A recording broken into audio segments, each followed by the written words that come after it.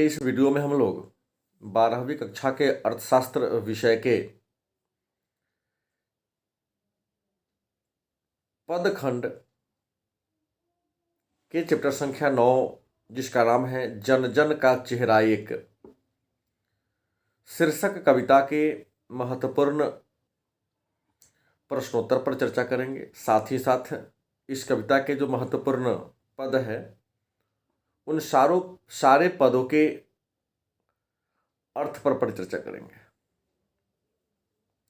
तो प्रश्नोत्तर को प्रारंभ करने से पहले सबसे पहले जानेंगे कि जन जन का चेहरा एक शीर्षक कविता के लेखक कौन है।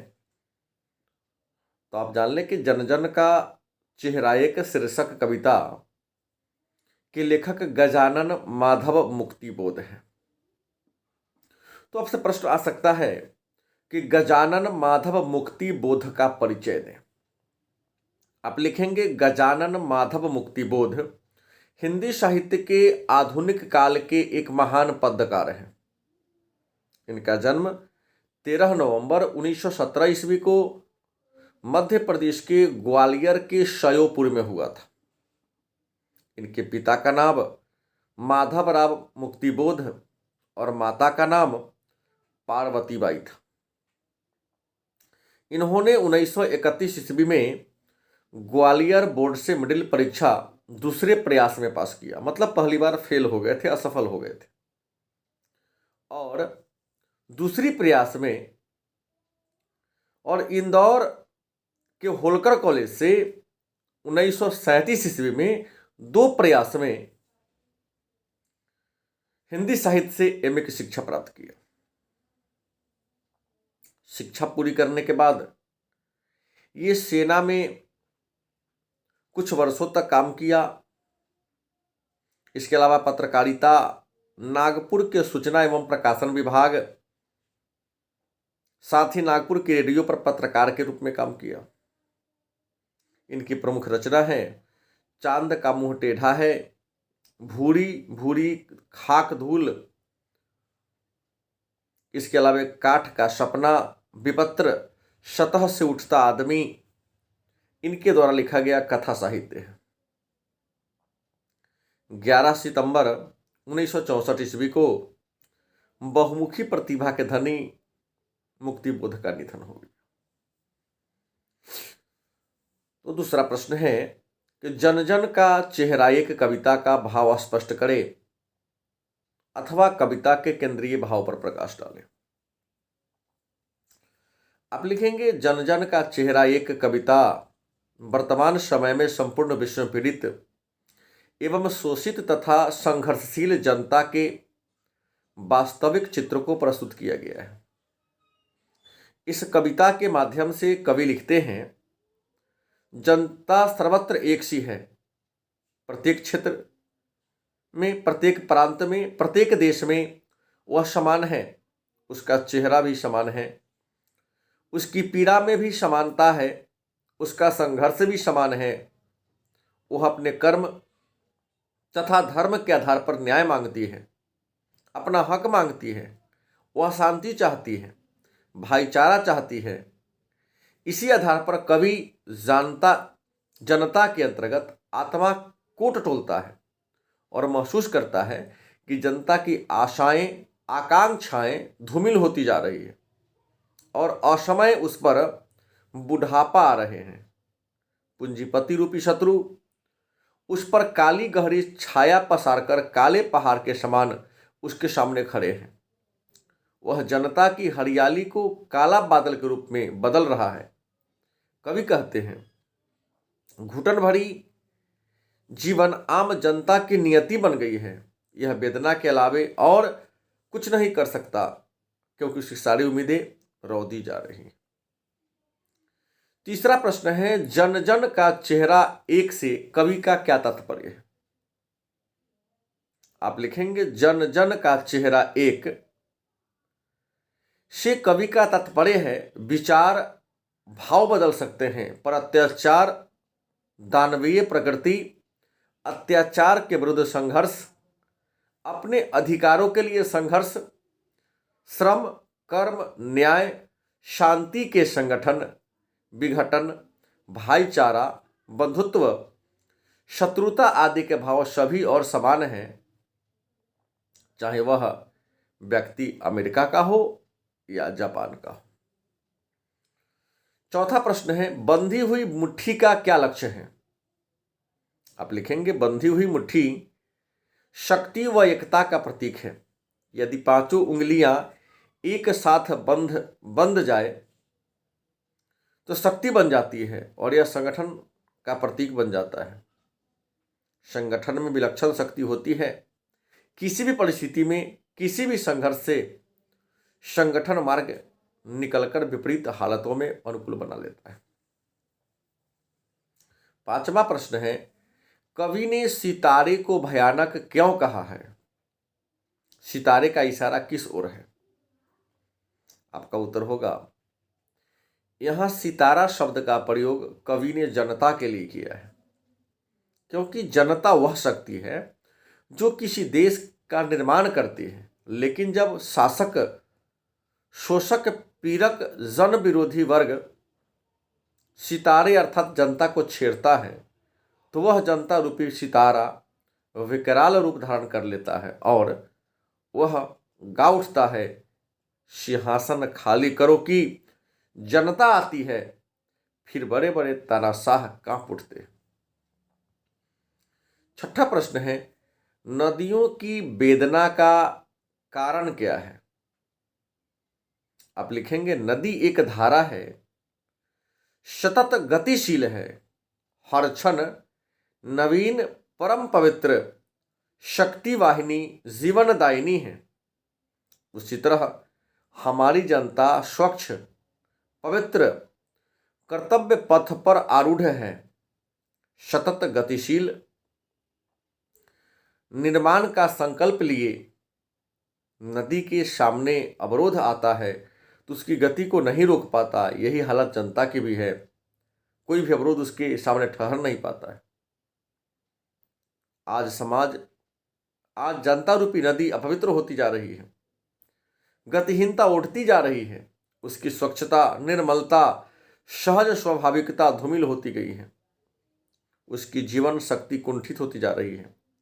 यही स्थिति बड़ी पीड़ादायक है और नदियों के वेदना का यही कारण है। सातवां प्रश्न है, दानव दुरात्मा से कवि का क्या अभिप्राय है? आप लिखेंगे, दानव तो राक्षस को ही कहा जाता है, वे प्रायः दुरात्मा ही होते हैं, पर मानव भी दुरात्मा हो सकता है। जो दुष्ट कर्म करता है उसको दानव ही कहा जाता है। यह दुरात्मा मानवतावादी सोच के विपरीत बुद्धि वाला, सर्वत्र अमानवीय व्यक्ति किसी भी देश से हो सकता है। वह किसी देश विशेष का प्राणी नहीं होता है, उसकी व्याप्ति सर्वत्र है, उसकी दुनिया निराली होती है, उसके सामने भौगोलिक सीमाओं का कोई बंधन नहीं होता, उसकी उपस्थिति सर्वत्र है। आठवां प्रश्न है, ज्वाला कहां से उठती है? कवि ने उसे मतलब ज्वाला को अति क्रुद्ध क्यों कहा है? आपका उत्तर होगा, ज्वाला जनमानस की चेतना से उठती है। जब जनता पर अत्याचार होते हैं, उसके हाथ का काम और मुंह का निवाला छिन जाता है, तब वह विवश होती है और उसकी सोई हुई चेतना चंचल होती है। आक्रोश भड़क उठता है और वह आतताई, अत्याचारी और अन्याय को नेस्तनाबुंद करने हेतु उठ खड़ी होती है और वह हिंसक हो जाती है। इसलिए कवि ने ज्वाला को अति क्रुद्ध कहा है। नौवां प्रश्न है, समूची दुनिया में जन जन का युद्ध क्यों चल रहा है? आपका उत्तर होगा, समूची दुनिया में जन जन का युद्ध इसलिए चल रहा है क्योंकि दुनिया में दो वर्ग हैं, एक पूंजीपति वर्ग और दूसरा सर्वहारा वर्ग। सर्वहारा वर्ग में मजदूर, किसान आदि को रखा गया है और ऐसा देखा गया है कि चाहे वह किसी भी देश में क्यों ना हो, हमेशा पूंजीपति वर्ग सर्वहारा वर्ग का शोषण करते हैं, उनका रोटी छीनने का प्रयास करते हैं। इसलिए दुनिया के हर देश में सर्वहारा वर्ग अपने हितों की रक्षा के लिए महंगाई, बेरोजगारी और भ्रष्टाचार के विरुद्ध, पूंजीपति वर्ग के विरुद्ध संघर्ष कर रहे हैं। 10वां प्रश्न है, प्यार का इशारा और क्रोध का दुधारा से तात्पर्य क्या है? उत्तर होगा, प्यार और क्रोध मानवीय वृत्तियां हैं। इसका रूप समान ही होता है, वह चाहे किसी जाति से हो, धर्म से हो या देश से हो। 11वां प्रश्न है, पृथ्वी के प्रसार को किन किन लोगों ने अपनी सेनाओं से गिरफ्तार कर रखा है? आपका उत्तर होगा, पृथ्वी के प्रसार को पूंजीपति लोगों ने अपने उद्योग और व्यवसाय रूपी सेना से गिरफ्तार कर लिया है, जिससे दुनिया से प्रेम, सौहार्द, आनंद, उल्लास सब खो गया है और लोगों की आशा आकांक्षाएं मिट गई। 12वां प्रश्न है, सप्रसंग व्याख्या करें। चाहे जिस देश प्रांत पुर का हो, जन जन का चेहरा एक। आप लिखेंगे, प्रस्तुत पंक्ति हमारे हिंदी साहित्य के पाठ्य पुस्तक के दिगंत भाग 2 के जन जन का चेहरा एक शीर्षक कविता से लिया गया है, जिसके लेखक गजानन माधव मुक्तिबोध हैं। इस पद के माध्यम से कवि कहना चाहते हैं, कोई भी व्यक्ति किसी भी देश या प्रांत का निवासी हो, उसकी मातृभूमि एशिया, यूरोप, अमेरिका अथवा कोई अन्य महादेश हो, उसकी भाषा, जीवन शैली भिन्न हो सकती है, लेकिन सभी के चेहरा में कोई अंतर नहीं होता, सब में समानता पाई जाती है। 13वां प्रश्न है, सप्रसंग व्याख्या करें। पृथ्वी के चारों ओर के धरातल पर है जनता का दल एक पक्ष। आप लिखेंगे, प्रस्तुत पद हमारे हिंदी साहित्य के पाठ्य पुस्तक के दिगंत भाग 2 के जन जन का चेहरा एक शीर्षक कविता से लिया गया है। इसके लेखक गजानन माधव मुक्तिबोध हैं। इस पद में कवि कहना चाहते हैं, पृथ्वी पर निवास करने वाले समस्त प्राणी समान हैं, उनकी भावनाएं समान हैं, उनकी समस्या भी समान है। उगते हुए सूर्य का लाल प्रकाश भी इसी ओर संकेत कर रहा है। 14वां प्रश्न है, सप्रसंग व्याख्या करें। गंगा में, इरावती में, मीनाम में अपार अकुलाती हुई। उत्तर होगा, प्रस्तुत पद हमारे हिंदी साहित्य के पाठ्य पुस्तक के दिगंत भाग 2 के जन जन का चेहरा एक शीर्षक कविता से लिया गया है, जिसके लेखक गजानन माधव मुक्तिबोध है। इस पद में कवि कहना चाहते हैं, गंगा, इरावती, मीनाम, नील, अमेजन, मिसौरी आदि नदियां विशाल जलराशि के साथ निरंतर प्रवाहित हो रही है। विभिन्न देश में प्रवाहित होने वाली इन नदियों में समानता है, उनके जल में कोई मौलिक अंतर नहीं है। उनका वेग, प्रकृति एवं प्रवृत्ति भी एक समरूपता है। यह मानव जीवन को एक संदेश देती है कि वे अपने कर्तव्य पथ पर हमेशा आगे बढ़ना चाहिए। 15वां प्रश्न है, सप्रसंग व्याख्या करें। पृथ्वी का प्रसार अपनी सेनाओं से किए हुए गिरफ्तार, गहरी काली छायाएं पसार कर। आप लिखेंगे, प्रस्तुत पद हमारे हिंदी साहित्य के पाठ्य पुस्तक के दिगंत भाग 2 के जन जन के चेहरा एक शीर्षक कविता से लिया गया है, जिसके लेखक गजानन माधव मुक्तिबोध है। कवि इस पद में कहना चाहते हैं, इस संसार में दुष्ट लोग अनेक प्रकार से अत्याचार कर रहे हैं। काली छाया के समान संपूर्ण पृथ्वी पर उनका प्रसार हो रहा है। यह लोग मानवता के शत्रु हैं तथा उनका शोषण का किला खड़ा कर दिया है। दूर दूर तक अपने पैर पसार रहे हैं, लेकिन आशा की लाल किरणें भी इस अंधकार को चीरकर प्रकट हो रही हैं। प्रकृति की दृष्टि में सब समान है, वह सबकी मित्र है। 16वां प्रश्न है, सप्रसंग व्याख्या करें। विराट प्रकाश एक क्रांति की ज्वाला एक धधकते वक्षों में सत्य की उजाला एक। आप लिखेंगे प्रस्तुत पद हमारे हिंदी साहित्य के पाठ्यपुस्तक के दिगंत भाग 2 के जन जन का चेहरा एक शीर्षक कविता से लिया गया है, जिसके लेखक गजानन माधव मुक्तिबोध। इस पद में कवि कहना चाहते हैं प्रकाश का एक रूप है, सभी जगह प्रकाश की एक प्रकार की क्षमता है, क्रांति से अत्यंत ऊर्जा एवं शक्ति का रूप सर्वत्र समान है, प्रत्येक व्यक्ति के हृदय की धड़कन भी एक समान है, हृदय के अंतःस्थल से में सत्य का प्रकाश भी एक है, संसार के लाखों लाख व्यक्ति के पैर में भी एक ही प्रकार की मोच अनुभव की जा रही है, उनकी पीड़ा की अनुभूति में कोई अंतर नहीं है, सबका हृदय पूर्ण रूपेण साहस में एक समान ओतप्रोत है,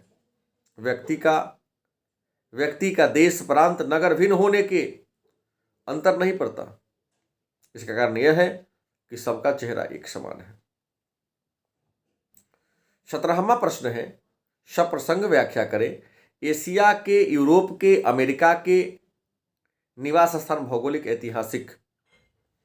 आप लिखेंगे प्रस्तुत पद हमारे हिंदी साहित्य के पाठ्यपुस्तक के दिगंत भाग 2 के जन जन के चेहरा एक शीर्षक कविता से लिया गया है, जिसके लेखक गजानन माधव मुक्तिबोध है। इस पद में कवि कहते हैं कि भिन्न भिन्न संस्कृति वाले एशिया, यूरोप, अमेरिका जैसे महादेश अपनी भौगोलिक तथा ऐतिहासिक विशेषताओं के बावजूद भारत की जीवन शैली से प्रभावित है। भारत की संस्कृति में भगवान कृष्ण की छवि अंकित है, प्रत्येक स्थान पर भाइयों तथा बहनों का प्रेम भाव है, प्रत्येक स्थान पर भगवान कृष्ण ने गाय चराई थी, सभी ओर वह बंसी की धुन एक समान सुनाई देती है, जीवन की उमंग से भरपूर यह वातावरण है। 18वां प्रश्न है, सप्रसंग व्याख्या करें। दानव दुरात्मा एक, मानव की आत्मा एक। आपका उत्तर होगा प्रस्तुत पद हमारे हिंदी साहित्य के पाठ्यपुस्तक के दिगंत भाग 2 के जन जन का चेहरा एक शीर्षक कविता से लिया गया है, जिसके लेखक गजानन माधव मुक्तिबोध है। कवि इस पद के माध्यम से कहना चाहते हैं सभी स्थान दानव तथा दुरात्मा आतंक मचा रखा है, जन समुदाय का शोषण, हत्या हो रही है, चोरी करने वाले भी समान रूप से अपने कार्यों में लिप्त हैं, शोषण की तलवार भी एक समान है, संपूर्ण विश्व में युद्ध का वातावरण है तथा हर व्यक्ति एक प्रकार से युद्ध में लिप्त है, किंतु कवि अनुभव करता है पुण्य आत्मा, सज्जन एवं दुर्जन सभी का आत्मा समान है एवं दोष रहित। और अंतिम प्रश्न है, सप्रसंग व्याख्या करें। मस्तक की महिमा, अंतर की उष्मा से उठती ज्वाला अति क्रुद्ध। आप लिखेंगे प्रस्तुत पद हमारे हिंदी साहित्य के पाठ्यपुस्तक के दिगंत भाग 2 के जन जन के चेहरा एक शीर्षक कविता से लिया गया है, जिसके लेखक गजानन माधव मुक्तिबोध है। इस पद के माध्यम से कवि कहना चाहते हैं कि सभी के मस्तिष्क का महत्व समान है, प्रत्येक व्यक्ति संघर्षरत है, चाहे वह निर्माण कार्य के लिए या विनाश कार्य के लिए। क्रांति का आह्वान प्रत्येक मनुष्य के हृदय में विद्यमान है, निर्माण में भी उनकी अहम भूमिका होती है, अपने कार्यों के लिए समान रूप से, चाहे वह देश का, नगर का, प्रांत का, पुर हो, सबका चेहरा एक है। 13 100 अंक हिंदी के 9 नंबर चैप्टर का महत्वपूर्ण प्रश्नोत्तर। धन्यवाद।